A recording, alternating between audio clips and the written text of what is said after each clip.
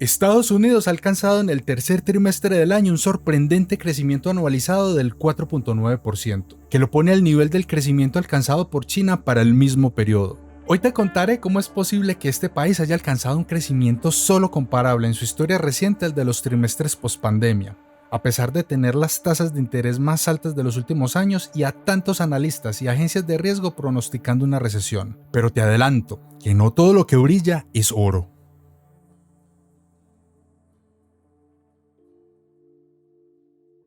La economía de Estados Unidos creció a un ritmo del 1.2% en el tercer trimestre de este año,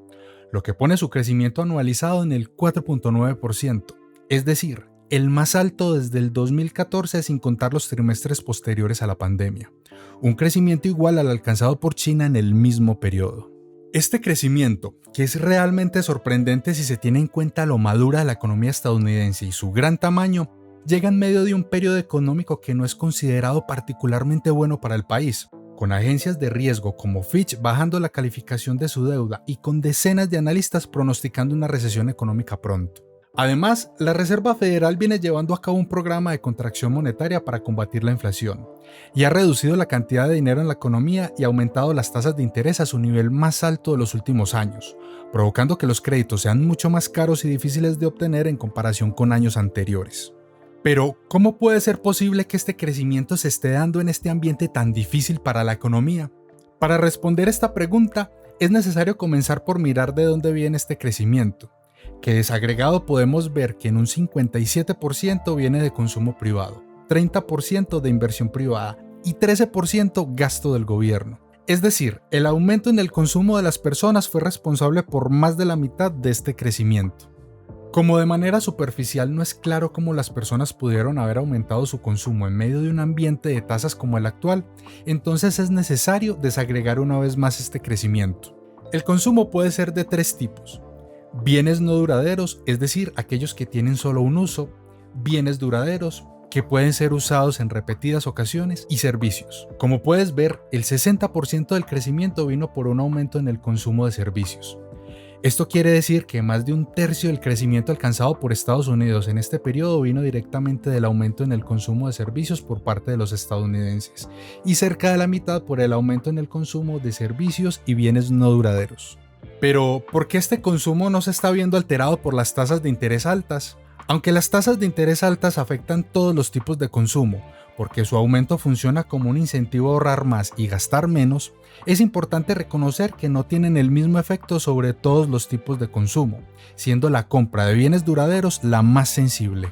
Cuando las tasas de interés son altas, la demanda por viviendas, automóviles y otros bienes duraderos de alto costo caen significativamente, al igual que bienes de menores cuantías que son comprados a crédito y que con los aumentos en las tasas de interés se vuelven mucho más caros y difíciles de comprar para las personas.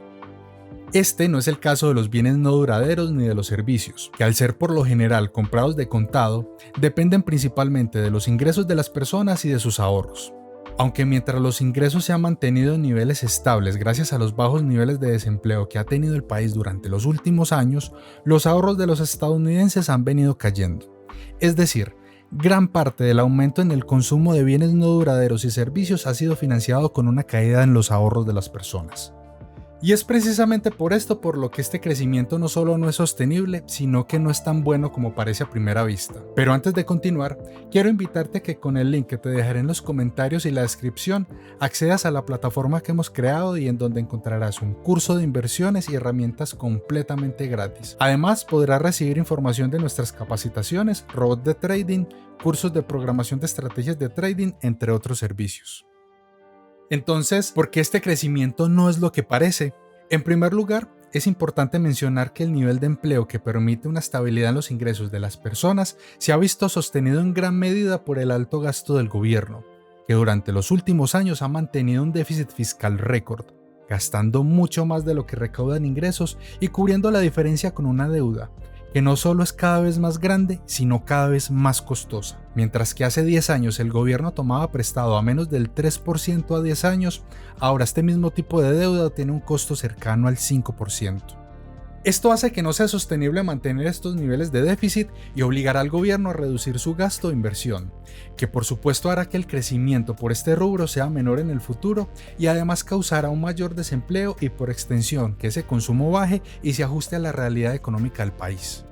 En segundo lugar, los ahorros no son ilimitados y muchas familias los han acabado mientras otras están próximas a hacerlo. Y cuando esto suceda se verán obligados a recurrir al crédito o bajar su consumo. Pero es claro que este nivel de crecimiento no puede seguir a costa de los ahorros de manera ilimitada. Y en tercer lugar, porque aunque lo usual es que el crédito sea usado para bienes duraderos, eso no quiere decir que nunca sea usado para bienes no duraderos y servicios. Y el aumento en la deuda acumulada de las tarjetas de crédito en el país refleja parcialmente esto. Si esta deuda continúa creciendo, eventualmente el consumo de bienes no duraderos, de servicios y de duraderos de baja cuantía caerá radicalmente cuando las personas no puedan hacer frente a sus obligaciones. Y el círculo vicioso de endeudarse más para cubrir los intereses, que serán más a su vez y obligarán a las personas a endeudarse más y así sucesivamente llegará a su final. Es una bomba de tiempo que ha durado mucho, pero que entre más se demore en estallar, peor será. Por todo esto, a pesar de que Estados Unidos y China crecieron igual durante el tercer trimestre del año, difícilmente es un crecimiento que refleje una fortaleza subyacente real de la economía de Estados Unidos.